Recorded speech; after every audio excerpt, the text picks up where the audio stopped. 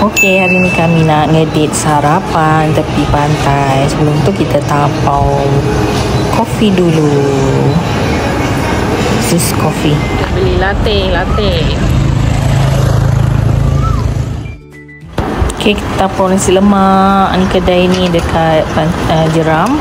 Kau masuk je dekat pintu gerbang tu dah nampak kedai akak ni dah.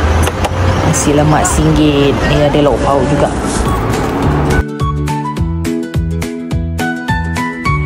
Timun, ada anchovy. Ni tak ada. Ada anchovy je. Tomato, ni tak ada kacang. Okey lah. Kondimen yang lengkap. Alhamdulillah. Kenapa kau menggunakan ayam lah? Ini seorang, you bukan seorang yang ayam. Tak bawa gelap. Tu bawa gelap. Kentang dia. Makan. Dah selesai makan, guys. Silau mata air. Okay, guys. Sekejap je. Lepas sekejap pun jadilah healing. Nak jemput seketul bongsu.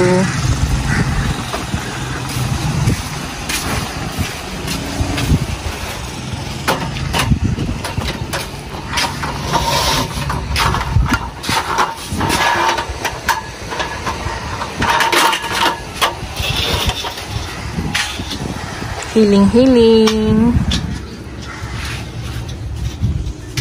Boleh? Ya.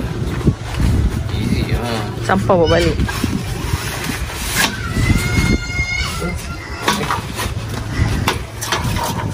Nak pegang ke?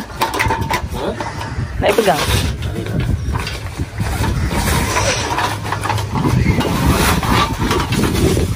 Betul, guys. Senang je. Masa kita datang lagi. Right.